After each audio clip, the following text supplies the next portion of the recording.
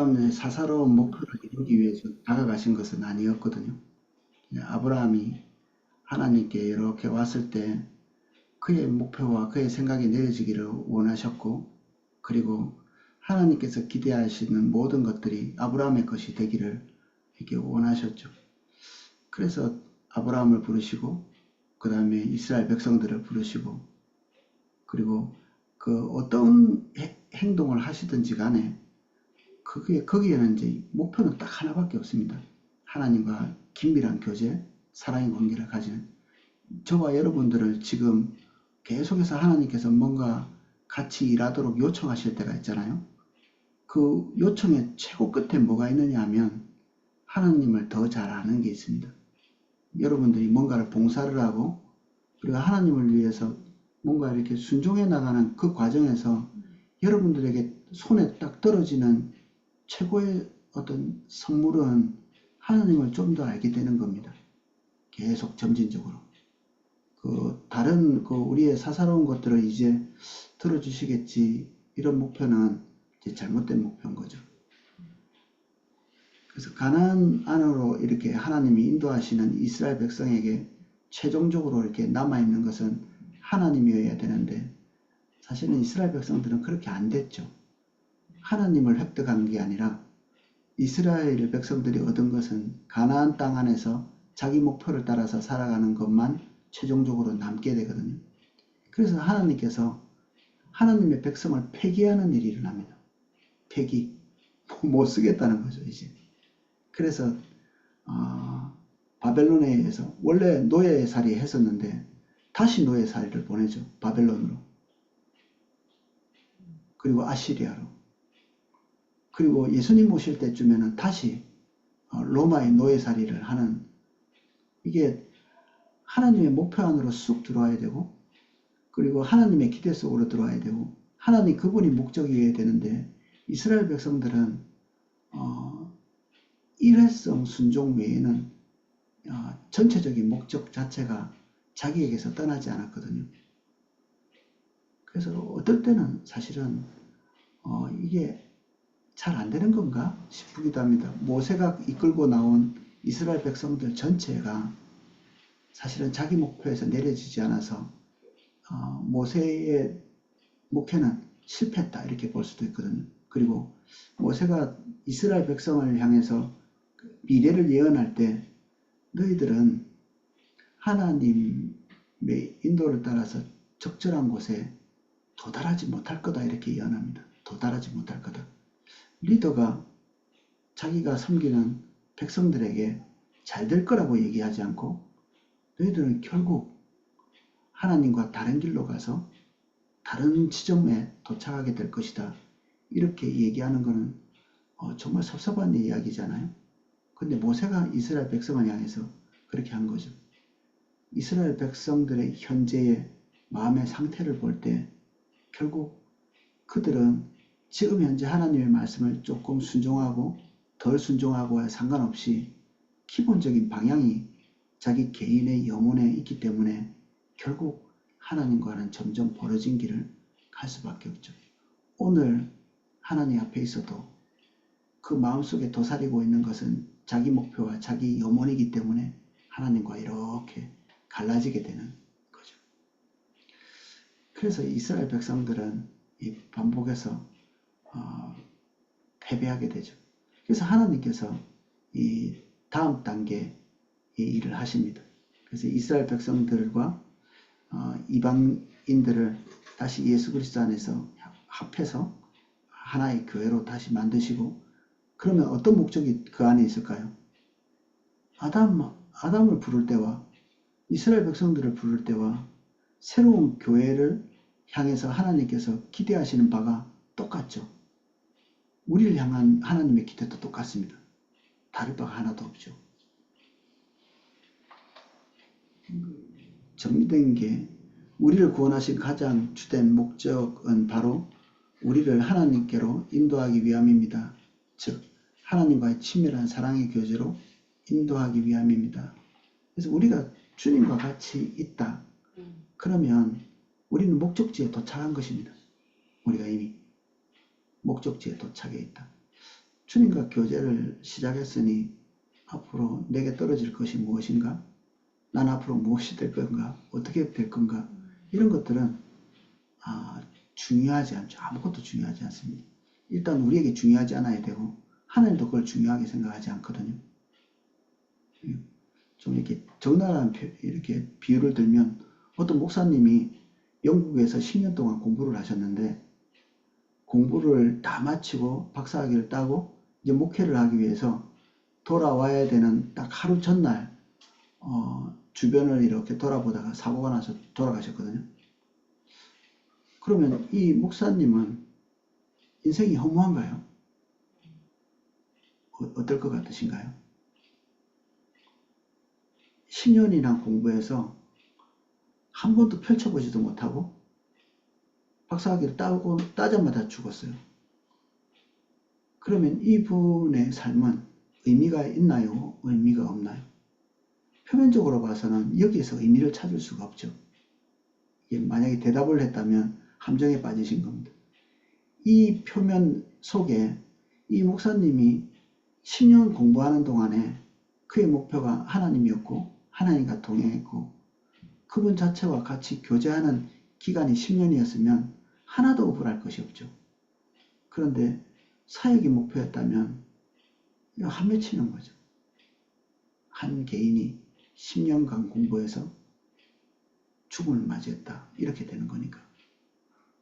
우리도 오늘 꼭 이루어야 될 목표, 죽기 전에 나는 이걸 이루고야 말겠어. 이게 우리의 유일한 목표가 되면 우리는 이제 허무하게 될 수도 있습니다. 우리 언제 암 걸릴지 모르잖아요. 언제 교통사고 날지 모르고 우리가 언제 하나님 나라 갈지 모르는데 우리가 최종적인 목표가 하나님이 아니면 다른 어떤 고상한 목표도 포함하는 겁니다. 고상한 목표도. 그것이 하나님이 아니면 그건 무의미한 거죠. 그래서 이 12쪽의 이 말씀이 좀 우리가 많이 본 본문인데 오해하기 되게 쉬운 본문이거든요. 보라 내가 오늘 생명과 복과 사망과 화를 내 앞에 두었나니 곧 내가 오늘 내게 명령하여 내 하나님 여호와를 사랑하고 그 모든 길로 행하여 그의 명령과 규례와 법도를 지키라 하는 것이라. 그리하면 내가 생존하여 번성할 것이요 또 내 하나님 여호와께서 내가 가서 차지할 땅에서 내게 복을 주실 것임이라. 그래서 기승전 우리가 기대하는 바를 이룬다. 이게 구조처럼 되어 있거든요. 그렇잖아요. 하나님을 사랑하고 길로 행해서 명령과 규례와 법들을 지키면 그 다음에 복을 받는다 이렇게 되어 있잖아요. 근데 위에 하나, 둘, 세 개를 한 것 자체가 할 수 있다면 하나님께서 함께하고 계시는 겁니다. 복은 이미 와 있고.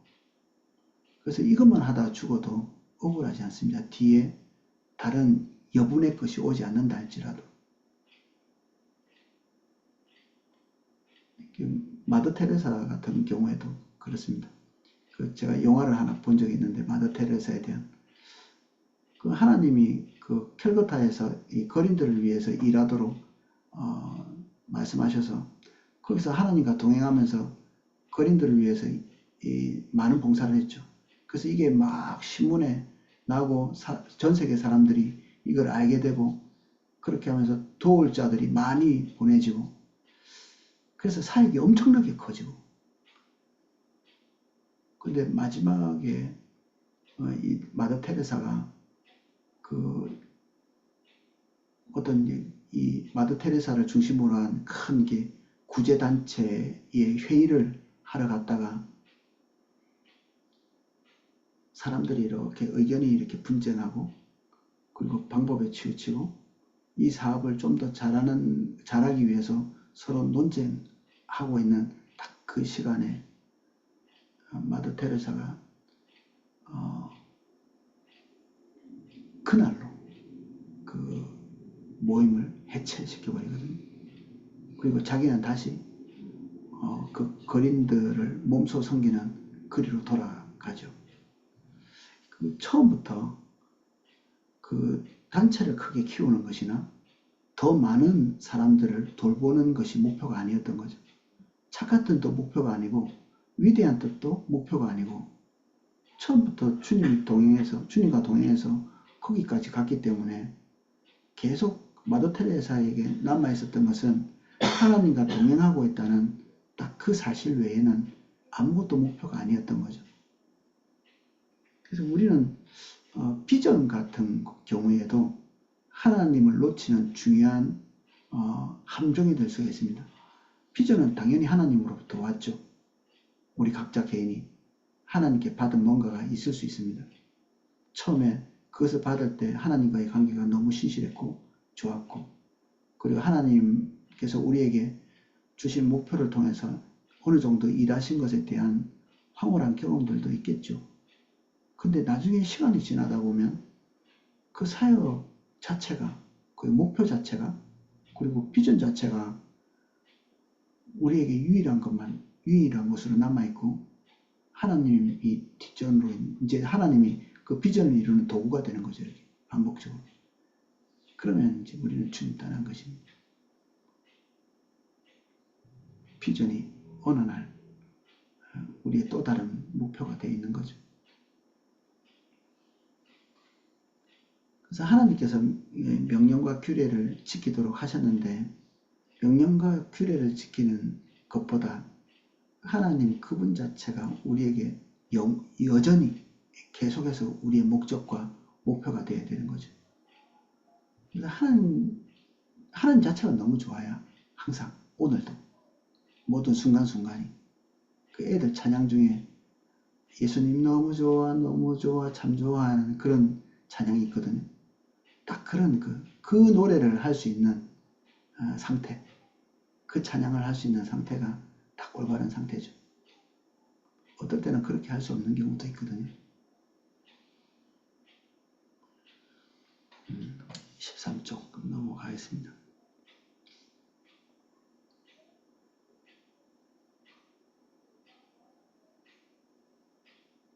하나님을 좋아하고 하나님을 사랑해야 하나님이 원하시는 것에 관심을 갖게 돼 있죠. 하나님을 좋아해요. 남이 우리에게 뭐라고 이렇게 얘기할 때 우리가 관심을 잘 갖지 않죠. 남의 일이기 때문에. 하나님하고 우리 사이에 긴밀한 교제가 있을 때 하나님의 목표가 우리의 목표가 되어서 주님께서 기대하시는 모든 것에 관심이 가게 되어 있습니다. 즉각 순종할 수 있죠. 그래서 하나님의 말씀을 순종하는 그 순간이 우리의 가장 큰 행복이죠. 그것이 다른 끈달린 어떤 다른 결과물이 없다 할지라도.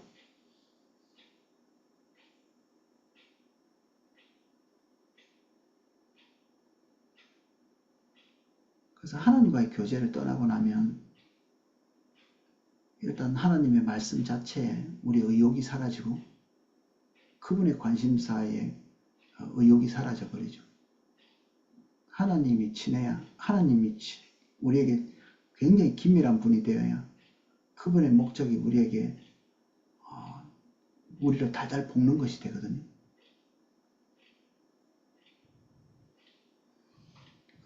선지자들이 하나님과의 관계를 이렇게 가지고 열방에 대해서 이렇게 말씀을 이렇게 선포할 때 하나님께서 굉장히 혹독하게 다루시는 경우가 있습니다. 에스겔 같은 경우에는 아주 이렇게 삶이 선지자 그냥 어떤 목회자라고 칠 때 목회자가 일상적으로 누릴 수 있는 영적인 어떤 고상함들을 누리지 못하고, 그리고 어떤 심적인 위안을 받을 수 있는 아내도 어느 날 죽어버리고, 근데 그런 혹독한 일을 계속해서 겪는 이유가 있습니다. 호세아도 비슷하죠. 호세아도 그 삶 안에 하나님께서 말씀하시는 것들을 언제든지 순종할 자세가 돼 있는데, 호세아에게 하나님께서 원하신 것은 행실이 좋지 않은 어떤 여성과 결혼을 해서 그 자기 순전한 사랑이 그냥 훼손되고 발에 짓밟히도록, 그리고 그 심정을 알도록 하나님께서 인도하시잖아요. 지금 하나님께서 호세아나 에스겔에게 요구하시는 게 뭐냐면 내 일을 잘해라 이런 게 아니고요. 너 내 심정이 어떤 줄 알아? 너 내 심정이 어떤 줄 아니? 네가 지금 나와 함께 가려면 내가 얼마나 상심하고 마음이 무너지는지를 알아야 돼.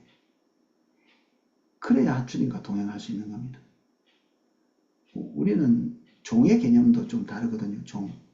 우리는 종의 개념이 이렇습니다. 하나님이 요 컵을 요리로 옮겨라 이렇게 할 때 여기에 있던 거를 요리로 옮기면 종이라고 생각합니다. 근데 이거는 성경에서 말하고 있는 종의 개념은 아닙니다. 하나님은 당신이 가지고 있는 모든 것들을 함께 공감하도록 우리를 인도하십니다. 낙심하는 것, 괴로운 것, 고통스러운 것, 몽땅 다 하나님께서 먼저 우리에게 공감할 수 있는 시간을 주시죠. 예레미야도 비슷합니다. 예레미야가 하나님의 명령을 따라서 어떤 명령을 받죠. 새로 뱃띠를 사라고 이렇게 합니다. 배로 된 띠. 이 띠를 샀는데 유파라테스 강에 가가지고 그거를 묻으라고 하거든요. 유프라테스 강하고 예레미야가 있는 이 곳의 거리는 서울하고 부산 정도 됩니다. 그래서 사람들이 이게 진짜 할까 그 의문을 가지는 사람들이 있습니다. 이게 요단강을 잘못 말했나? 진짜 유프라테스 강이라면 서울에서 배띠를 사서 부산에 가서 묻는 겁니다. 낙동강 같은 데 가서. 아니면 부산에 가서 사서 저 한강에서 이렇게 배띠를 묻는 거죠. 그래서 그걸 묻어놓고 다시 돌아왔더니 하나님이 다시 가보라고 합니다. 그래서 다시 파서 봤더니 배띠가 다 썩었어요. 이게 비효율적인 일이죠. 이런 그 낭비, 그리고 새로 배띠를 사서 잘 메고 다니면 되지. 그걸 썩을 때까지 그 강가에 묻어놨다가 다시 찾아올 일이 없잖아요. 그 느낌이 어땠을까요? 이렇게 그 배띠를 다시 찾아왔을 때의 느낌. 이미 배띠가 이렇게 그 물가에서 배띠를 이렇게 손에 취했을 때는 이미 다 삭아서 못 쓰게 돼 있는 거죠. 썩어 있는 상태고. 이스라엘 백성들을 향한 하나님의 기대가 다 썩어버리고 상실하고 쓸모없이 된 이스라엘을 보면서 상심한 그 상심의 마음들을 예레미야가 갖기 전까지는 아무 일도 못합니다. 이스라엘 백성들에게 이렇게 말할 수는 있겠죠. 하나님이 너를 보고 실망하셨어. 이 말을 전달할 수는 있겠죠. 근데 그거는 우리가 생각하는 종의 개념이고요. 하나님의 상실한 마음을 온전히 공감하지 않으면 하나님의 전달자의 기능을 할 수가 없습니다. 하나님과 완전히 정서적으로 하나가 되는 거죠. 그래서 주의 일을 한다는 것은 열심으로 되는 것이 아니라 하나님의 마음에 공감하는 것으로 되는 겁니다. 하나님의 마음에 공감하는 것. 하나님의 기대에 공감하고 하나님의 어떤 다급함에 공감하고 이게 최우선적인 것입니다. 그래서 일만 많이 하는 사람은 자칫하면 하나님과의 관계의 자리를 놓치면서 그야말로 이렇게 무슨 배달꾼처럼 아무 영혼도 없이 나중에 일의 노예가 되어버리죠. 하나님의 종에서 일의 종으로 바뀔 가능성이 있습니다. 그래서 하나님과의 관계를 최우선적으로 이렇게 선정해서 떼놓지 않으면 우리는 내용은 뻔히 알지만 이 자리를 이탈하는 것이 너무 쉽죠. 그래서 하나님과의 친밀한 교제, 사랑의 교제에 거하지 않으면 우리는 하나님의 길로 행할 수도 없고 하나님의 명령도 규례도 온전히 지킬 수 없습니다. 이렇게 하면 내 하나님 말씀대로 잘 살기 위해서 달시장막이라도 좀 나가야 되겠어 이렇게 생각할 수 있는데 이건 항상 동시에 있는 일입니다. 이게 선우도 없는 거죠. 하나님과의 친밀한 교제가 하나님 은혜 가운데 있다는 사인이기도 하고요. 그리고 치밀한 교제가 우리를 하나님의 명령에 대해서 소중히 여기고 그리고 규례도 소중히 여기고 할 수 있습니다. 그래서 그 안에 머물죠. 별로 힘들지도 않게. 이런 거 없이 이제 우리가 규정과 규례를 지키잖아요. 그러면 서서히 자긍심이 높아지고 그리고 우월감이 높아지고 이것을 하지 않는 사람에 대한 비난이 거세지고 그리고 혐오의 감정이 늘어납니다. 하나님과의 친밀한 교제가 없는데 율법을 지켜야 되잖아요. 그러면 인내심이 동원되거든요. 의지력이 동원되고 그거 외에는 남는 게 없어집니다. 그러면 이제 율법을 지키면 지킬수록 점점 더 무서운 사람이 돼갑니다. 단단하고 두려운 사람. 하나님과의 교제 안에서 머물러 있는 사람들은 마음이 부드럽거든요. 마음이 맨날 깨져 있습니다. 이렇게 자기 연약함으로 인해서 또 하나님을 대면하기 때문에 항상 우리의 모습이 적나라하게 이렇게 드러나게 돼 있거든요. 그래서 마음이 깨진 상태로 계속 살게 되고 도덕률은 누구보다도 이렇게 높을 수 있습니다. 그런데도 마음이 항상 부드러운 상태이죠. 하나님과의 교제가 없이 율법을 지키는 그런 종류의 신앙생활을 하면 마음이 정말 단단해집니다. 그래서 다른 사람과 이렇게 섞일 수도 없고 다른 사람에게는 무서움을 주는 사람이 되게 되어 있습니다.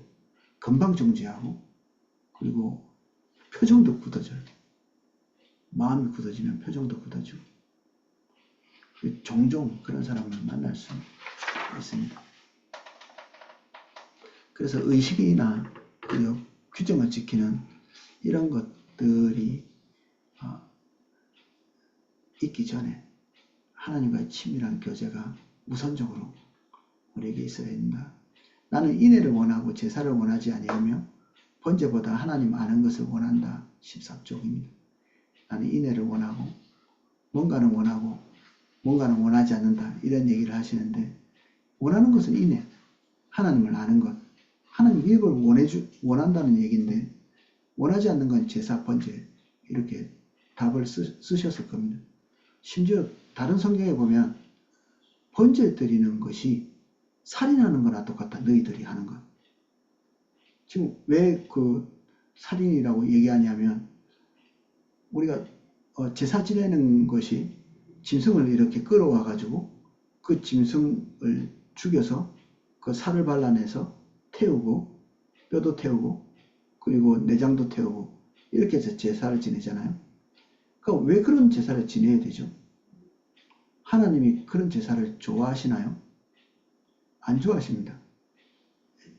우상 숭배를 하는 사람들은 피해 제사를 좋아하거든요. 왜냐하면 그 신들이 그런 잔혹한 행위들을 좋아합니다. 그리고 하나님의 질서에 속해 있는 그런 동물들이 죽어가고 피 흘리고 심지어 사람도 죽여서 제사 지내는 그런 일들도 있잖아요. 성경에 보면. 그리고 실제로 그런 일들이 역사상에 많았고 그 흘러내리는 피를 보면서 신의 축복이라고 이렇게 생각하기도 하고 그렇습니다. 이방에서는. 근데 하나님이 그러신가요? 하나님은 양이 죽는 것을 원하시지 않습니다. 그거 다 하나님께서 만드셨는데 그 생명을 주신 것은 하나님이십니다. 양, 소, 염소, 제물로 올라오는 어떤 동물이든지 하나님께서 그 동물이 죽는 것을 기뻐하지 않으세요. 그런데 왜 제사 제도를 하나님이 세우셨는데 왜 제사 제도를 세우셨나요? 인간이 가지고 있는 죄에 대한 문제 해결 때문에 그렇습니다. 인간이 하나님과 교제를 해야 되는데 그 죄가 징벌받지 않으면 그 해결되지 않으면 하나님께 나올 수 없어요. 나오자마자 죽을 텐데. 그래서 제사는 불가피성 때문에 불가피.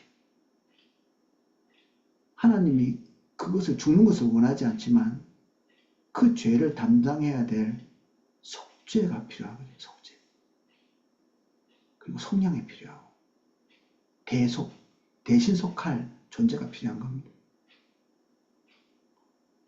우리가 오늘날 우리가 그 의미를 알고 있기 때문에 한번 치환해 보면 하나님께서 예수님이 십자가에 달려 죽는 것을 좋아하셨나요? 안 그렇죠? 그럴 리가 없죠. 그럴 리가 없습니다. 그럼 왜 그러면 십자가에 못 박혀 죽으셨어요? 불가피하니까. 불가피.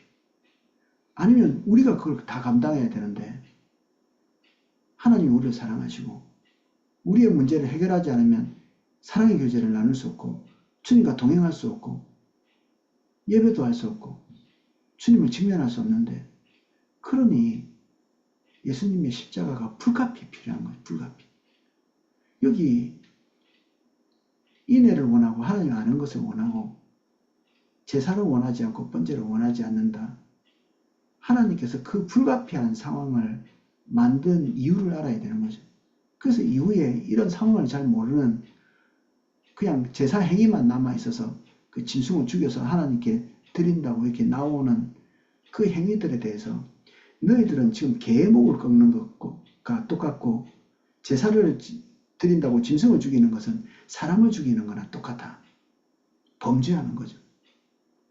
그 안에 자기 죄에 대한 통회, 그럼 이 제사에 대한 하나님의 속량의 불가피성, 이런 것에 대한 이해 없이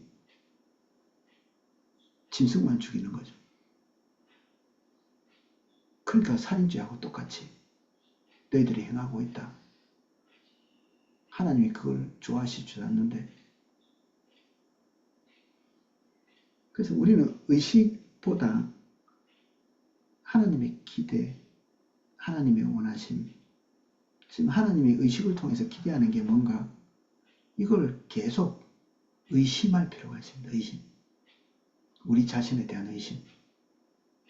내가 지금 올바른 자세로 나가고 있나? 내가 하나님을 되게 즐거워하나? 나는 왜 예배 드리는 것이 이렇게 무겁지? 다른 이유가 있나? 그래서 자기에 대한 확신을 버리는 게 너무 소중한 일입니다. 자기에 대한 확신을 버리는 것. 우리는 그냥 가만히 있으면 우리가 세상의 중심에 서 있는 것처럼 느껴지거든요. 여기 아까 같이 나눴던 부분이 다시 나오는데, 사역보다 하나님과의 친밀한 교제가 우선이다. 반복되는 얘기를 지금 하고 있습니다. 또 산에 오르사 자기가 원하는 자들을 부르시니 나온지라 이에 12를 세우셨으니 이는 자기와 함께 있게 하시고 또 보내사 전도도 하시며 귀신을 내쫓는 권능도 가지게 하심이라. 이 제자들이 권능을 받았을 때 되게 좋아하죠. 그래서 예수님께 돌아와서도 괜히 자랑을 많이 합니다. 귀신도 쫓아내고 그리고 아픈 자도 낫게 했습니다. 하나님께서 그들에게 말씀하신 건, 야, 그게 그렇게 중요한 일이 아니야 라는 얘기를 하시죠. 내 이름이 생명책에 기록된 것으로 말미암아 기뻐해야 될 거다. 이게 별로 중요한 것들이 아닌 거죠.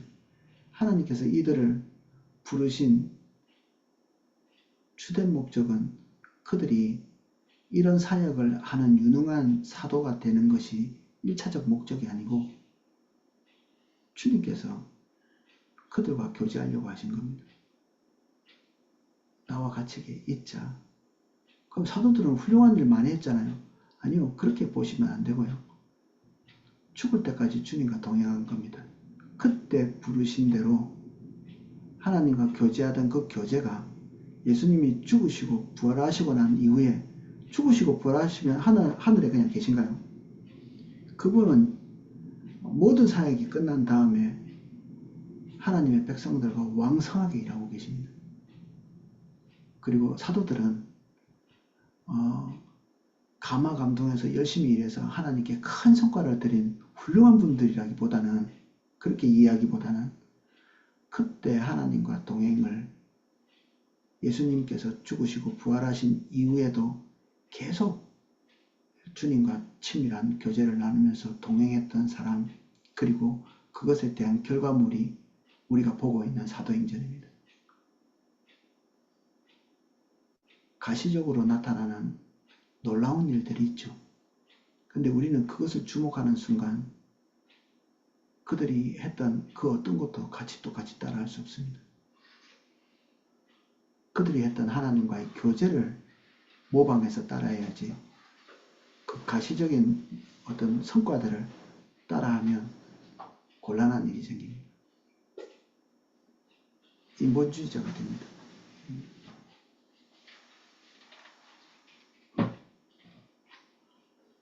15쪽에 이것을 정리해놨습니다. 한 중간쯤 두 번째 블록에 보면. 그런데 마가복음은 예수님께서 사도들을 세우실 때 사역보다 먼저 그들이 예수님과 함께 있게 하기 위해 세우셨다고 말하고 있습니다. 다시 말해서 친밀한 사랑의 교제가 예수님께서 사도들을 세우신 주된 목적이었습니다. 주님의 교회를 위해서 가장 많은 희생과 헌신을 한 사도들을 세우신 목적이 그러하였다면 다른 일꾼들을 향한 주님의 목적은 얼마나 더 그러하겠습니까?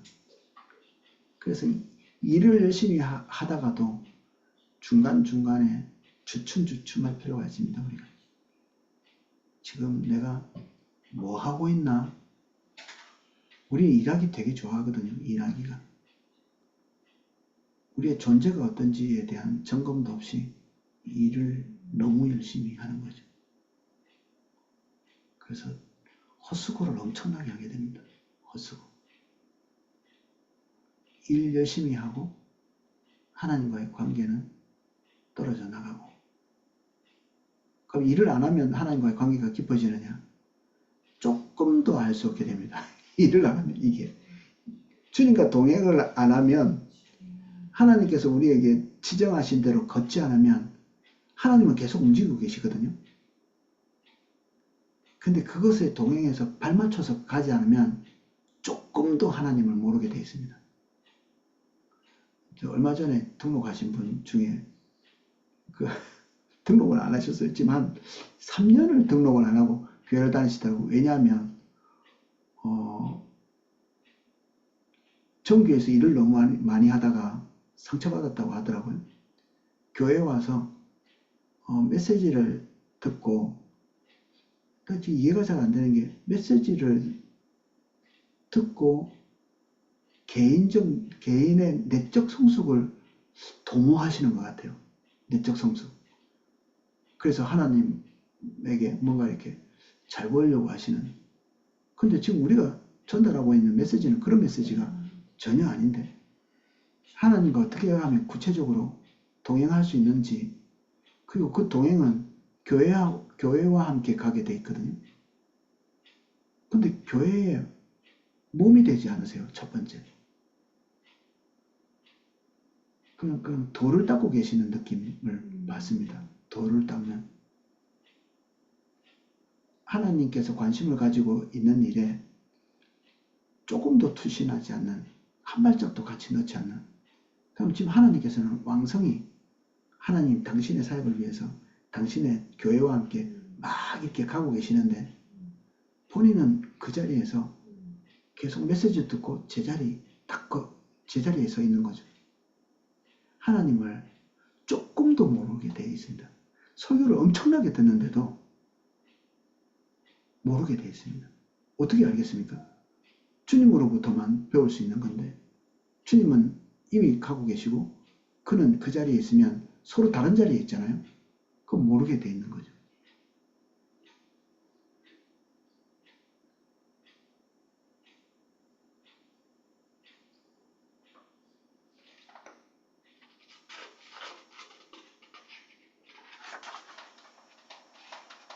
사역자들이 교회에서 일을 많이 하기 때문에 항상 이런 것에 더 많이 함정에 빠질 가능성이 있죠. 저도 마찬가지고. 그래서 어떻게 하면 이런 좀 성과에서 이렇게 뭔가 이렇게 쫓김을 이길 수 있을까? 마음의 쫓김을. 각자 방법들 한번 고민해 보시죠. 어떻게 하면 이 일의 성과에 쫓기지 않고 또 소위 말하는 그 월급값하고 밥값 한다는 그런 것에 쫓기지 않고 갈 수 있을까? 저 같은 경우에는 뭐 다른 분들은 그렇게 안 해도 될 것 같은데 저는 항상 망할 각오를 먼저 하는 스타일입니다. 내가 하는 사역들이 망한다 할지라도 내가 주님의 인도만 따라가야지 그런 생각들을 하거든요. 내가 하고 있는 일이 수포로 돌아갈 수도 있는 거죠. 근데 그것을 수용하고 받아들이면서 그래도 주님께서 나에게 말씀하시는 것들을 신실하게 하면서 주님과 공감하면서 서야지. 주님의 마음을 공감하고 있다면 사실 안전지대에 있는 거거든요. 우리 사역에 대한 하나님의 마음이 우리에게서 상실됐다면 이런 버젓이 있는데 우리는 이미 주님을 떠난 것입니다.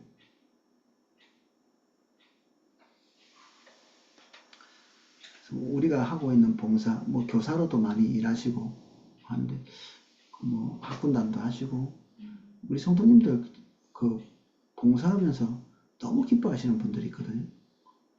그 하나님과 동행하고 있다는 사인이죠. 그게 기쁨, 그 사역을 하면서 가지고 있는 그런 공감. 때로는 사역이 잘 안 되고 있는데도 기쁨이 있고요. 사역이 잘 되고 있는데도 마음의 불안감이 있는 그런 경우도 있거든요. 그럼 그런 분들은 사역이 잘 되고 있는데도 이게 뭐가 잘못되고 있나 이런 걸 계속 점검하죠. 포도나무교회도 그렇게 해왔습니다. 이때까지. 우리가 사역이 정말 왕성하게 되고 있는 그 한 시점에서 여러 기도 사역자들을 통해서 뿌리가 이렇게 뽑혀 있고 열매는 왕성한 그 나무를 보여주신 적이 있었거든요. 여러 차례 있습니다. 그 시점쯤에 우리가 되게 무서워했거든요. 왜 무서워했냐면 열매는 엄청나게 많아요. 지금 포도나무 교회와 샘물교회 선교회에 계속 뭐 사람들은 더 부흥하고 선교적인 열매도 있고 그리고 뭐 다른 그 여러 가지 사역적인 성과들도 엄청나게 있고 그런 상황인데 뿌리가 뽑혀 있는 그 뿌리는 어디에 박혀 있어야 되죠? 예수 그리스도께 박혀 있어야 되죠. 예수 그리스도께. 근데 뿌리가 뽑혀 있어도 열매는 한순간에 식지 않거든요. 그래서 우리 포도나무교회가 그때 1년 동안 컨퍼런스, NWWC 모든 종류의 사역들을 중단했습니다. 1년 동안. 그 뒤에 하나님께서 구체적으로 말씀하시면서 다시 하던 사역들을 재개하라고 말씀하셔서 다시 시작하기는 했죠. 1년 뒤에. 근데 우리에게 사역이 가장 중요한 것이 아니었죠. 1년 그만두고 다시 출발하면 뭐 옛날처럼 된다는 보장이 없죠. 그럼에도 불구하고 이걸 중단할 수밖에 없는 것은 포도나무교회나 샘물교회 선교회나 가장 중요한 것이 하나님과 같이 동행하는 거고 주님과 같이 있는 거지 사역 자체가 아니었기 때문에 그렇습니다. 그 주님과의 교제로 말미암아 주님과 동행하다 보니 하나님께서 행하시는 일들이 이렇게 우리에게 경험되어지는데 우리가 그 경험되어지는 것으로 인해서 흥분해서 주님께 뿌리가 뽑혀있는 우리도 그랬던 거죠. 우리도 실수를 했던 겁니다. 그리고 우리가 잘한 것은 멈춘 거죠. 멈춘 것입니다. 그렇게 돼서는 안 된다는 걸 알았기 때문에 멈춘 거죠. 자, 오늘 배운 내용 중에서 어떤 부분이나 선고가 가장 뜻있게 와닿았습니까? 모든 사람 다 나눌 수는 없습니다. 이게 우리 속에서 딱 점검되어서 딱 비춰져야 되죠. 일단은 자기를 의심해야 적용할 수 있습니다. 온전한가? 내가 온전한가?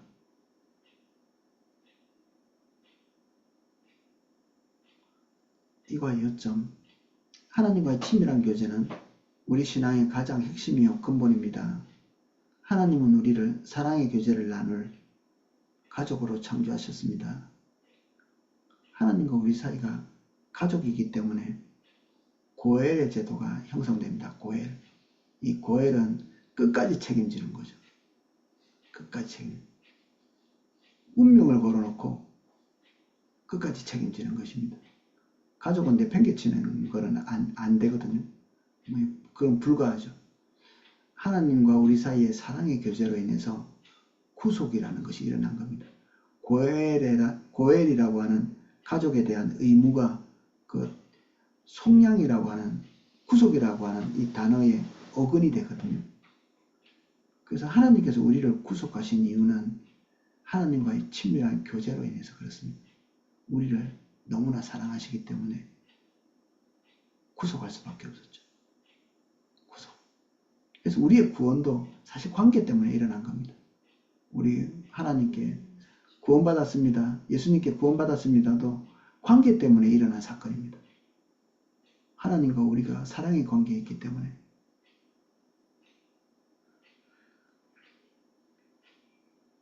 하나님의 백성을 세우신 가장 주된 목적은 하나님과의 친밀한 교제를 위함입니다. 이거 외에는 아무것도 없습니다.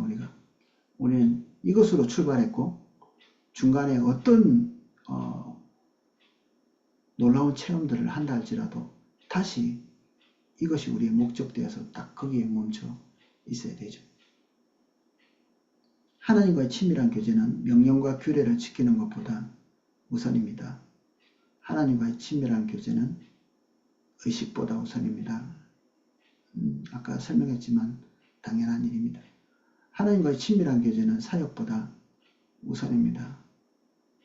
이 함정에 되게 많이 빠지기 때문에 두려워합니다. 저는 어떤 일이 있든지 이제 사역을 처음 하면 팀을 구성하잖아요. 사실은 일을 시작할 때 망할 각오를 하도록 독려합니다. 팀에서.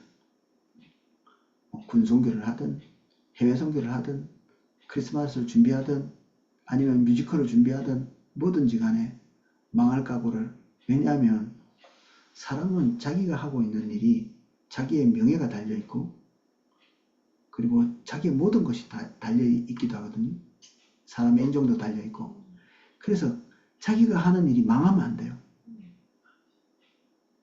그래서 전력 투구를 합니다. 사생결단을 합니다. 왜 망할 각오를 하느냐 하면 그것이 우리의 1순위가 되지 않기 위해서.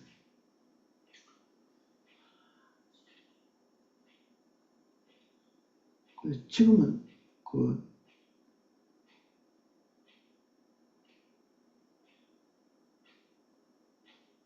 개업 예배 같은 거 갈 때 가서 다들 이렇게 잘 돼야 되잖아요. 승승장구해야 되고 돈 많이 벌어야 되고 유지 잘해야 되고.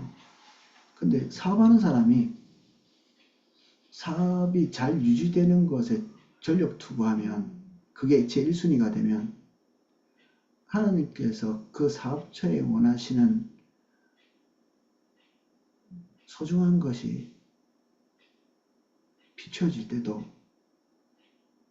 그것이 유지에 그 사업처를 유지하는데 도움이 될 것 같지 않을 때는 그걸 덮어놓고 유지되는 걸 선택하죠. 하나님이 우리에게 제 1순위가 되지 않으면 모든 것은 2순위가 될 수밖에 없죠. 사업을 하든 학생이 공부를 하든 이게 제 2순위에 밀릴 수밖에 없습니다. 하나님은 그걸 용납하시지 않죠. 하나님과의 우리와의 관계가 2순위에서 거론될 것이 아닙니다. 항상 1순위에서 거론돼야지.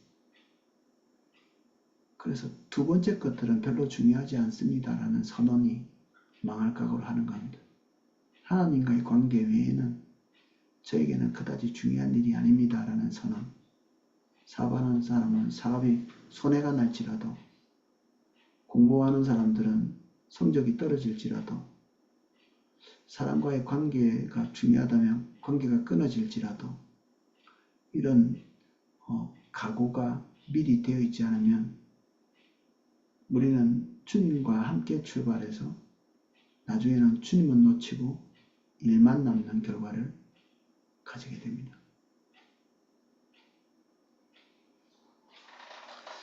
오늘은 여기까지 살펴볼 건데 개인적으로 이렇게 질문할 것 아니면 이해가 잘 안 되는 것 그리고 예습하시다가 좀 이렇게 납득하기 어려운 부분들이 있었다. 그러면 한번 질문해 보시겠습니까? 아마 음속으로 풀어야 말씀하실 수 있을 것 같습니다.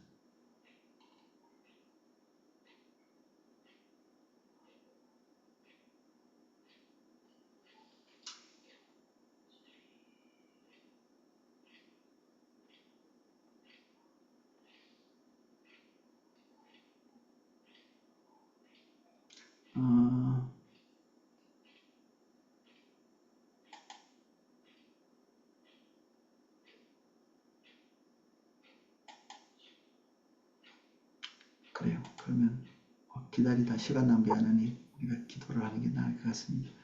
다음 주부터는 질문을 미리 카톡으로 달라고 혹시 질문할 거 있으면 다음 주에는 이 공부 시작하기 전에 카톡으로 이렇게 보내주시면 제가 그걸 보고 답변을 드리도록 하겠습니다. 기도하겠습니다.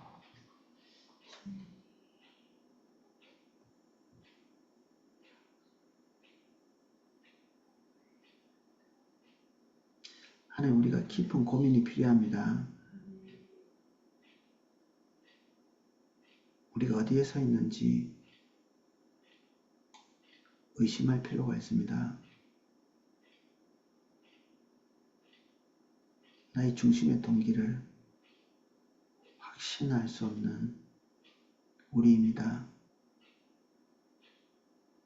우리의 선한 모든 몸부림들이 선하지 않은 다른 목적이 도사리고 있다면 우리는 헛된 길을 가고 있는 것입니다.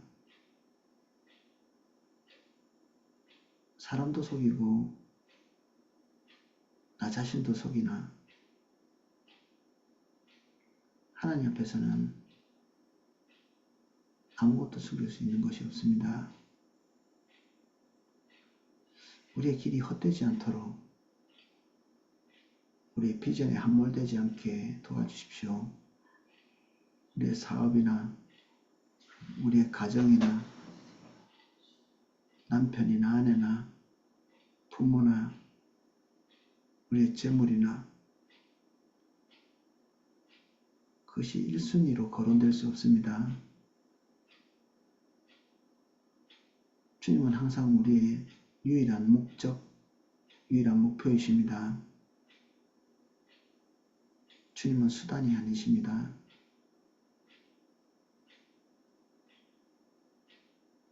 주님 외에 중요한 것은 아무것도 없습니다. 우리에게 순전함 주십시오. 순수함을 주십시오.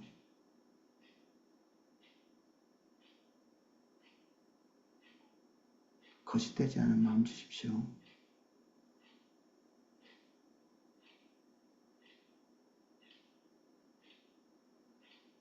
여기 모여있는 모든 분들 예수님 이름 축복합니다.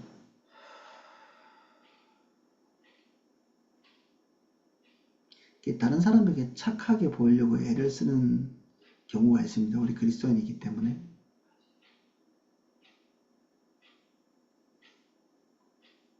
우리에겐 그 평판이 너무 중요한 경우가 있습니다. 지나치게.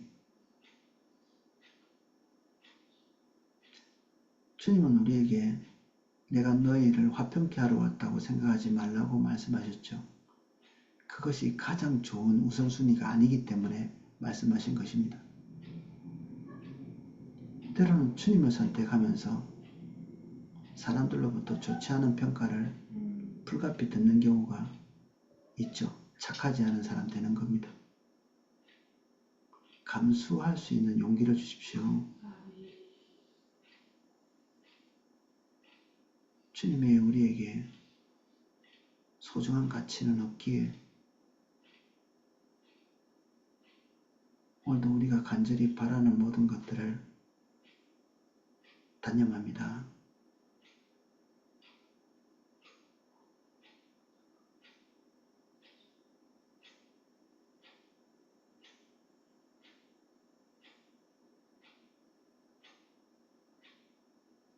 주님께 한 발 더 다가섭니다.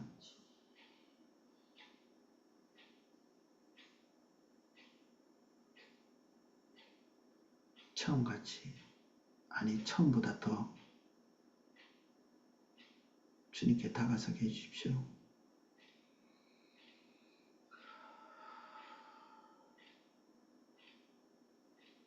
영원히 주의 얼굴만 바라보다 인생이 끝나도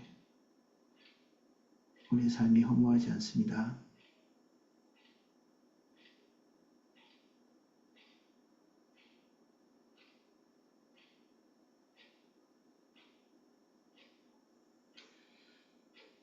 예수님 이름으로 기도합니다. 아멘. 예, 함께 해주셔서 감사합니다.